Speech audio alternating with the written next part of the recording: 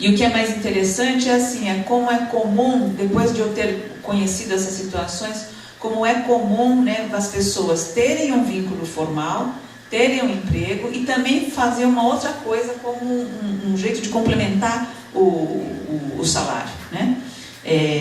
Eu trabalhei na Secretaria de Saúde muito tempo e eu me lembro como tinha vários colegas, funcionários públicos também que trabalhavam comigo na mesma repartição e que assim, vendiam coisas, não é? Vendia Avon, Natura, coxinha, meia, ou seja, eram funcionários públicos como eu, mas essa outra atividade fazia parte, né? Eu nunca tinha pensado nessa forma de as pessoas complementarem salário. O que é mais interessante é que muitas vezes aquilo que parece que é o bico é na verdade a fonte de rendimento maior, né? Aquilo que é o trabalho registrado muitas vezes garante um rendimento menor, mas possibilita que a pessoa, digamos, tenha crédito. É um pouco isso. E a estabilidade, obviamente, a proteção social, a previdência social e etc. Então, esta relação entre formal e informal, ela de fato é bastante complexa, né? O período recente de desemprego de longa duração parece ter estimulado o interesse da psicologia pelo estudo de diferentes formas de gerar trabalho e renda em contexto de precarização do trabalho. O resultado disso é um esforço de teorização sobre o trabalho que destaca a sua dimensão psicossocial e a sua relevância, o que mostra a realidade de trabalho muito mais complexa e preocupante, pois é uma face de nossa realidade que denuncia as injustiças e as desigualdades na sociedade brasileira. Ilustram esta orientação os estudos de Peter Spink, que analisam os processos cotidianos que organizam o trabalho. Na abordagem do autor, organização, ele estuda psicologia organizacional, organização é concebida como fruto da interação simbólica dinamizada pelas pessoas. Tal perspectiva potencializa o olhar lançado para os processos que organizam qualquer trabalho, incluindo aquilo que o professor Peter Spink denomina de nanoeconomia, o qual existe macroeconomia, microeconomia, e ele fala de uma nanoeconomia, não é? Que é mais pequenininha, a qual congrega aquelas atividades cotidianas que visam auferir algum recurso para sobreviver e que dão corpo à economia popular e que escapam às relações de trabalho reconhecidas e reguladas pelo Estado. Podemos incluir aqui as iniciativas das pessoas para criar trabalho, como os que eu exemplifiquei acima. Importante referir que o trabalho é realizado em diversos contextos organizativos, caracterizando-se por ser complexo e estruturado, e ainda por exigir de seus agentes agilidade, capacidade de adaptação e inventividade, como eu pude ver no trabalho da Feira Livre, né? A Feira Livre, ela não é um trabalho informal, né? O feirante, ele é, perante o Estado, a Prefeitura, um microempresário, então ele tem que pagar impostos, recolhe previdência social. Só que em torno dessa atividade formal, existem muitas atividades informais, né?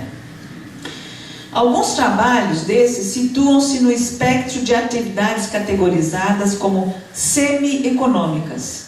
Interessante isso, né? Pois o ganho monetário representa uma proporção bastante residual no orçamento individual ou em termos de motivação da sua ação, né? São iniciativas que visam a troca de serviços e favores, né? Então eu me lembro quando eu morava num bairro no Jabaquara, em São Paulo, que é onde eu me criei. Então tinha assim, a vizinha que ajudava a criar, cuidar do filho da colega que morava do lado, e que aí a outra também ia no supermercado, já trazia a compra para a outra, ou seja, existia uma relação de ajuda mútua e que não era necessariamente um trabalho remunerado, mas era de uma cooperação entre as pessoas. É isso que eles chamam, os economistas, de atividade semi-econômica. As limitadas possibilidades de nossa sociedade vir a ser, efetivamente, uma sociedade salarial, como nos países de capitalismo central, como fala o professor Robert Castell, né, um sociólogo que infelizmente faleceu há pouco, né? Ele vai falar de uma sociedade salarial, né? Contribuem para a relevância do estudo dessas modalidades de trabalho para gerar rendimento e que continuam a ser praticadas por segmentos da população pobre, né? Essa é a expressão de precariedade há muito documentada nos centros urbanos no Brasil, né? Tem uma historiadora que se chama Maria Inês Pinto e que ela vai relatar como é o cotidiano na cidade de São Paulo no início do século XX, né? E ali ela vai descrever as diversas atividades de trabalho que existiam, né? Muitas delas são, por exemplo, o que hoje nós chamamos de catador, né? Eu me lembro que há muito tempo atrás a gente chamava de garrafeiro, né? Recolhia garrafas vazias e vendia, né? E aí mudou a atividade, né? Esses eram trabalhos espontâneos, informais, ocasionais e eram inventados pelos pobres que não tinham emprego fixo. Dentre eles, a autora lista os vendedores ambulantes, como o peixeiro, o verdureiro, o queijeiro, né, o garrafeiro, etc. Tá? Nesse mesmo período, no começo do século XX, tem um escritor que se chama João do Rio, e é João do Rio porque ele era carioca, um cronista muito interessante. Quem tiver a oportunidade, tem um livro dele que é lindo de ler, que são crônicas sobre o Rio de Janeiro, se chama A Alma Encantadora das Ruas, né? Tem uma edição da Companhia das Letras, até de bolso, um pouco mais barata, e ele vai descrever, né, as diversas atividades de trabalho existentes na cidade do Rio de Janeiro, né? Atualmente, observa-se a preocupação nos países de capitalismo central com o processo de precarização dos trabalhadores assalariados, né? A gente tem ouvido muito falar de informalização e precarização dos trabalhadores assalariados, né? O termo que tem uma professora que se chama Helena Irata, é um termo que ela se utiliza, que é a desestabilização dos estáveis, né? Então não é que os informais estão sendo formalizados, mas está acontecendo o contrário. Aqueles que eram formais estão sendo informalizados, aqueles que eram estáveis estão sendo desestabilizados. Esse fenômeno dá-se numa era identificada como de mundialização inédita do capital, apoiada num projeto político e econômico de cunho neoliberal e que se concretizou essencialmente através de uma reestruturação intensa e longa da produção e do trabalho. Então, assim, eu me referi no início da minha apresentação ao trabalho de pesquisa da professora Vera Navarro, né, sobre a indústria calçadista. Eu acho que este trabalho é um caso que ilustra essa desestabilização dos estáveis, né? Porque muitos trabalhadores que eram funcionários das grandes empresas calçadistas, né, Samelo e etc., eles foram convidados a pedir demissão e abrir seus próprios negócios para poder agora vender trabalho para a empresa, né? Então, as empresas elas acabam se desincumbindo de uma série de obrigações legais, em termos de direito e etc., né? O trabalhador vira aquilo que tem sido uma denominação que eu acho complicadíssima, que é empreendedor, né? E aí ele tem que se virar, né? Ele tem que abrir uma empresa, ele tem que... Então, assim, é muito interessante o trabalho da Vera, que ela vai ilustrar como as pessoas que eram empregados das grandes empresas acabam tendo que abrir na sua casa o que ela chama de um banca, é denominado de banca. Então você tem lá um lugar que você faz o pesponto do sapato e você vende para a grande empresa o trabalho de trabalho pespontado, né? E assim vai, ou seja, aquilo que era um processo de trabalho que acontecia no âmbito da fábrica, né? Que é todo o processo de divisão do trabalho segundo a lógica taylorista, essa divisão do trabalho vai saindo da fábrica e vai migrando para as casas das pessoas, tá? Nesse contexto, não é mais o padrão da sociedade do pleno emprego, mas o de uma sociedade de desempregados e de formas precárias de trabalho, de emprego e de vida, que passa a predominar também onde se tinha atingindo um alto grau de desenvolvimento econômico e social, a exemplo dos países que tiveram as experiências do estado de bem-estar social, que são os países do norte europeu. Esse cenário tem como elemento central a precarização do trabalho, que assume papel relevante na estratégia de dominação. Nessa circunstância, no Brasil, convivem diferentes precarizações, motivo pelo qual tem um historiador, um sociólogo que se chama Eduardo Noronha, que ele vai diferenciar a nova da antiga informalidade, né? constatar que a precarização tende a ser a norma e não a exceção é um forte argumento para que a gente estude essas situações de trabalho que se dão à margem da relação de assalariamento, né? Eu vou, a partir daqui, pensar um pouco mais nessa antiga informalidade, né? A nova informalidade é essa que eu estava me referindo ao trabalho da professora Vera Navarro. Quando se discutem situações de trabalho que escapam à relação de assalariamento, é inevitável pensar no fenômeno do informal. Ao nos aproximarmos desse fenômeno, vemos que trabalho, mercado, economia e organizações informais são temas de quantidade significativa de estudos. E constata-se algo em comum entre eles. Primeiramente, o fato de apontarem como marco histórico que inaugura o uso do termo informal no campo dos estudos do trabalho, que foi o olhar da Organização Internacional do Trabalho, a OIT, né? A OIT cunhou este termo para se referir à realidade de trabalho no Quênia, na década de 70, que é a África, né? Em segundo lugar, o fato de o termo informalidade se constituir em um dos mais polêmicos da literatura de economia e sociologia do trabalho. Eduardo Noronha alerta para os possíveis limites do uso generalizado e indiferenciado da expressão trabalho informal, como se esses trabalhos fossem homogêneos. Então, assim, a primeira coisa é pensar, quando a gente fala de trabalho informal, a grande heterogeneidade de situações que existem, né? Conforme fala o Eduardo Noronha, ele diz o seguinte: esse termo é por demais polissêmico, ou seja, tem muitos sentidos, né? Para ser utilizado sem outros adjetivos. As ambiguidades do conceito aparecem desde a sua origem, a qual não é estritamente acadêmica, mas é institucional, ou seja, da OIT, né? O termo foi cunhado para retratar uma sociedade que não era tipicamente urbana e nem industrial, né? A despeito disso, o termo tem sido usado para descrever uma ampla gama de situações urbanas e industriais, bem como para classificá-las e mensurá-las por meio de metodologias essas mais diversificadas, né? Já é difícil mensurar o que é desemprego, né? Imagina o que é mensurar o que é trabalho informal, né? Daí as diversas estatísticas tão díspares como aquela que nos oferece a Fernanda e aquela que eu trouxe para vocês. Tem um trabalho de uma socióloga lá em São Paulo, que ela fez um estudo sobre desemprego. E ela dedica 2 capítulos enormes da dissertação dela só para discutir como são construídas essas estatísticas sobre desemprego, né? E se a gente for pensar, parece que desemprego é mais fácil de definir, né? E aí medir, do que trabalho informal, né? É importante reconhecer a pluralidade de significados aos quais se alude quando se adjetiva um trabalho de informal. A ele associa-se, além da desproteção social, a precarização, o trabalho de subsistência, o subemprego, a ilegalidade, o trabalho criminoso, a atividade fraudulenta, a atividade subterrânea, né? Então, olha a multiplicidade de significados que pode ter trabalho informal e designar, né?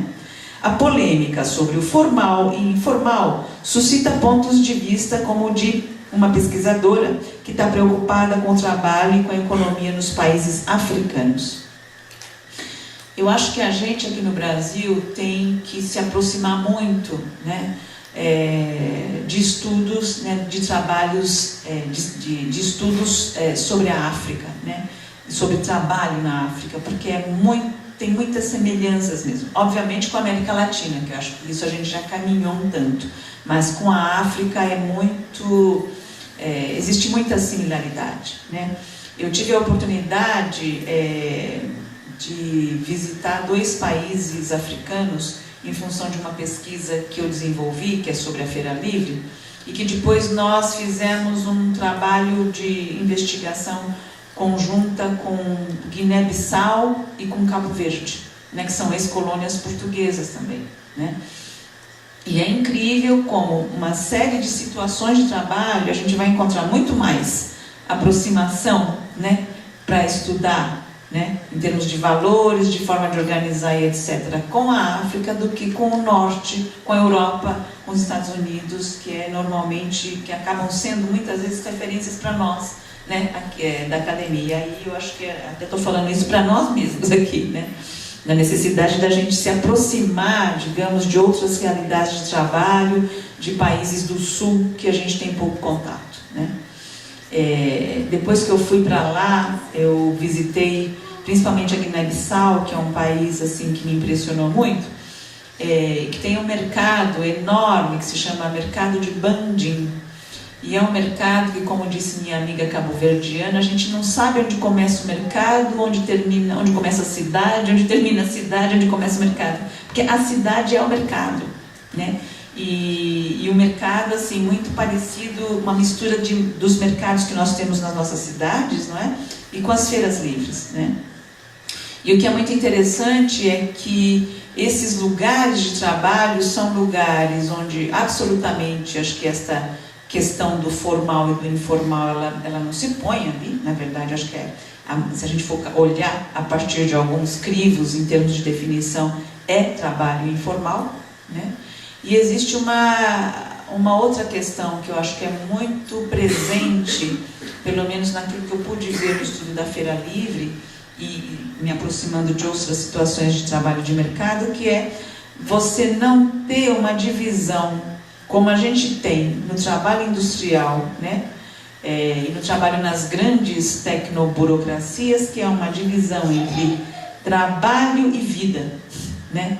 Quer dizer, aqui numa fábrica tem até um filme que foi veiculado, não sei se vocês tiveram condição de assistir, que é sobre um casal de operários, e é um caso real, que trabalhava numa indústria metalúrgica no ABC Paulista e que foi processado porque eles se beijaram no trabalho, né? Então, até o nome do filme é o número do processo, não vou me lembrar. Beijo 2, 3, 4. Beijo alguma coisa, não é isso? Então, Como? Beijo 2, 3, 4 fica no número do processo. Tá. O beijo é o nome, faz parte do nome do filme, o que mostra que, na verdade, trabalho exige uma disciplina que impede que outras formas de sociabilidade estejam ali presentes, né?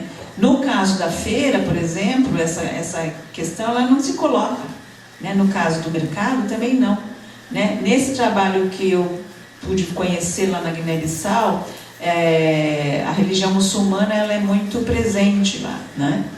Então você tem muitos trabalhadores que vão para o mercado e aí, ao mesmo tempo que eles trabalham, eles estudam o Corão, eles rezam, tem uma biblioteca de livros muçulmanos, etc. Ou seja, essas esferas da vida que na sociedade industrial elas foram assim divididas, não é? Não pode conversar muito no trabalho, não pode brincar, não pode beijar, não pode namorar, né? Que é algo que é específico mesmo da sociedade industrial. Em outros espaços, em outras formas de trabalho, isso não acontece, né? Então, isso também requer da gente que estuda a questão do trabalho, a gente se aproximar, né, de uma outra forma de olhar as questões voltadas ao trabalho, que exige talvez um olhar muito mais próximo da antropologia, no sentido de identificar formas de cultura distintas, não é? E assim, eu fiz esse grande parênteses porque assim, alguns estudos sobre África, na verdade, fazem uma crítica contundente a esta posição da OIT de chamar aqueles trabalhos de informal, né? E aí uma dessas pesquisadoras que estuda a África, ela vai dizer o seguinte: não há uma definição conclusiva do setor informal, embora esse termo exista desde a década de 70. Inicialmente, argumentou-se que ele estava enraizado na perspectiva governamental de ordem, embora tenha sido o setor formal, com seus interesses políticos e burocracia e corrupção, que seja misterioso para as pessoas sem poder, enquanto que o setor informal é mais acessível a eles, né? Informal referia-se a não registrado, não regulado e negócios não fechados, e incluíam serviços de empresas, atividades de produção e vendedores de rua. Nessa citação que eu trago, fica claro como o ponto de vista dos trabalhadores categorizados como informais categorizados por outros como informais, não foi considerado, né? Além disso, essa autora ela inverte o papel dos sujeitos e objeto do estranhamento, né? Queremos chamar a atenção para como se dão as atividades que visam gerar algum tipo de rendimento e que são, em muitas situações, frutos da ação tática, que aproveita as oportunidades e as circunstâncias que se oferecem para inventar algo para sobreviver, né? Ao descrever tais atividades, busca-se contribuir para o reconhecimento de sua existência, dar-lhe relevo, com a esperança de que sejam vistas não como o outro do trabalho assalariado, o negativo do trabalho assalariado, mas como formas de trabalho que merecem ser apreendidas em sua positividade e que possam dar elementos para a montagem da proteção social que lhes falta, né? É interessante quando você conversa com algumas pessoas que estão no mercado informal e para elas o Estado não é visto como uma instância que protege, que ajuda, né? O Estado é visto como uma instância que atrapalha, que é cheio de coisa que você não entende, que eles pedem coisa que é impossível de fazer. É interessante isso, né? Não é para ajudar, é para atrapalhar, é para dificultar, e parece que aí você fica colocado mesmo. Bom, eu que não entendo, eu não tenho competência para, né? Isso eu acho que é algo muito importante da gente, né? Colocar, né? Tem um outro autor que se chama Audron e que ele vai falar o seguinte: se aceitamos a ideia disseminada entre socioeconomistas de que o mercado é sempre institucionalizado, seja pela lei, pelos acordos coletivos, seja por práticas sociais, por que deveríamos nos referir à informalidade dos mercados, né? Quando a Graça traz aqui, né, um pouco da experiência dela no dia a dia, de como eles se organizaram, que ela aprendeu a como separar o material, que ela não fazia isso em casa, agora tem um galpão, tem maquinário, eles têm que pedir financiamento, vai ter uma negociação e etc. Isso tudo mostra que existe uma formalização nas relações entre as pessoas, né? Ou seja, aquilo que a gente chama de mercado informal, em termos de organização, ele não é informal, existe uma forma, e muito complexa.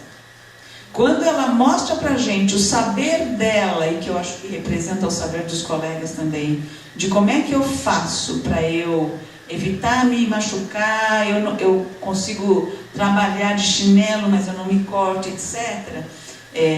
Isso mostra para a gente que existe algo que é formal. Provavelmente muito daquilo que ela sabe, que ela aprendeu como se proteger, né? Uma proteção precária, obviamente, não estou dizendo que está tudo resolvido, não está, né? Mas é a proteção que ela conseguiu construir. Isso provavelmente é algo que é um conhecimento coletivamente construído.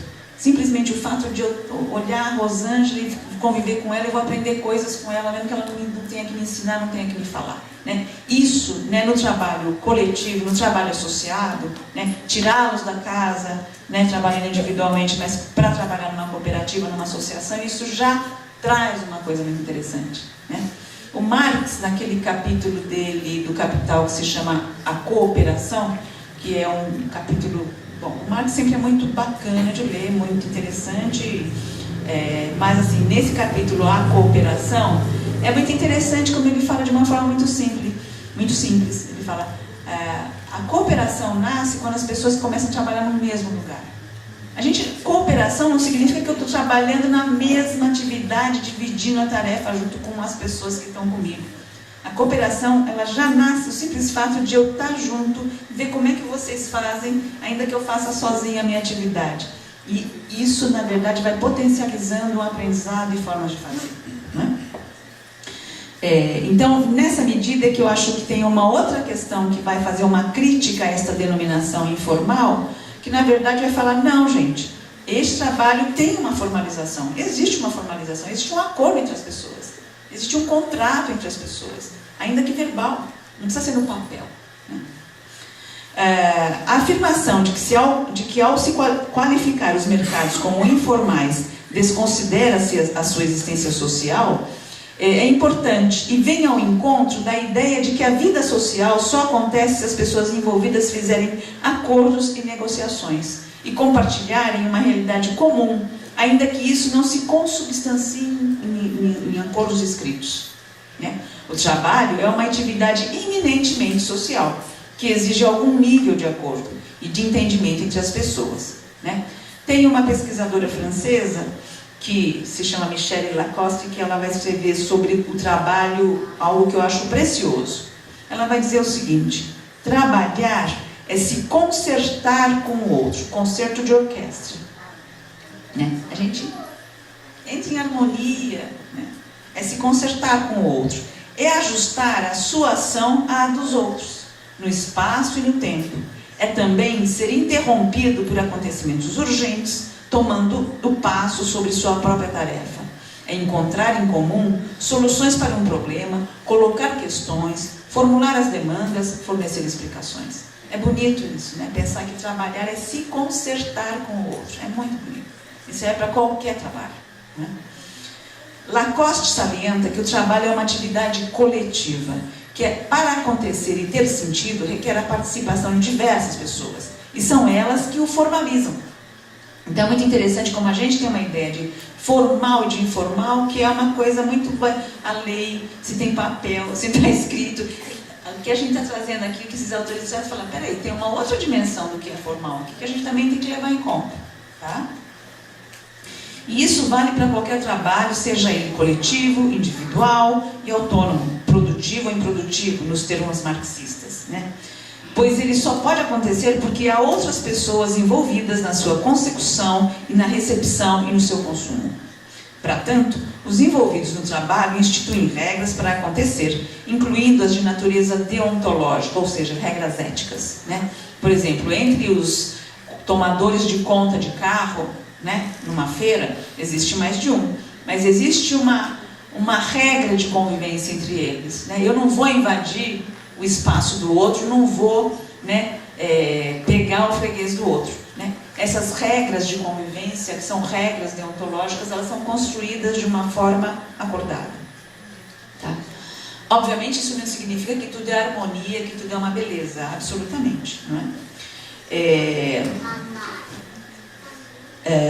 Nesse sentido, o reconhecimento pelo Estado, importante, pois confere existência para as políticas públicas de trabalho e seguridade social, é um dos agentes de reconhecimento, tá? Para acessar a formalização desses trabalhos, suas substâncias, seus acordos e suas regras, é necessário que voltemos nosso olhar para a vida cotidiana. É nessa esfera que se expressam os fazeres do dia a dia e que se constrói o conhecimento compartilhado. Aquilo que a Graça nos trouxe é praticamente o que é isso do cotidiano. No cotidiano as coisas vão. Se a gente não ouvir o que eles têm para falar, a gente não pode falar nada, não tem muito o que falar, não é isso? A vida cotidiana, enfim, é o âmbito no qual o corriqueiro, o banal, o imemorável e o invisível ocorrem, né? Tem um autor que eu estava lendo sobre o cotidiano, que ele fala o seguinte: cotidiano é aquilo da vida da gente que, se um cineasta quisesse filmar a minha vida, ele jogaria fora, ele não colocaria no filme, né? São as coisas imemoráveis, mas é isso que dá substância à nossa vida, não é outra coisa, não é isso? Disso decorre que, para visualizar a formalidade conferida ao trabalho, é necessário reter a perspectiva atribuída pelas pessoas diretamente envolvidas nas práticas. O olhar para o cotidiano aponta os possíveis limites do uso de noções dicotômicas como formal e informal, para examinar o mundo real do trabalho no contexto urbano do nosso país. Isso porque tais noções podem não ser potentes para apreender criações táticas e astuciosas que, para driblar situações de precariedade e de incerteza, operam combinações diversas, que desrespeitam os limites postos por tais categorizações, né?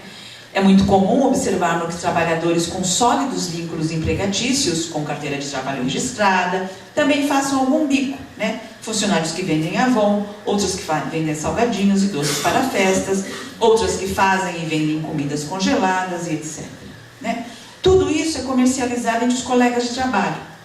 Podemos então dizer que há uma institucionalização fora do Estado. Nesse caso, Muitas das atividades que são desenvolvidas na esfera do trabalho, do mercado e da economia informais convivem com a esfera do trabalho, do mercado e da economia formais. Tal situação guarda proximidade com a descrição de Florence Weber, que é uma antropóloga francesa que fez um estudo muito interessante, né?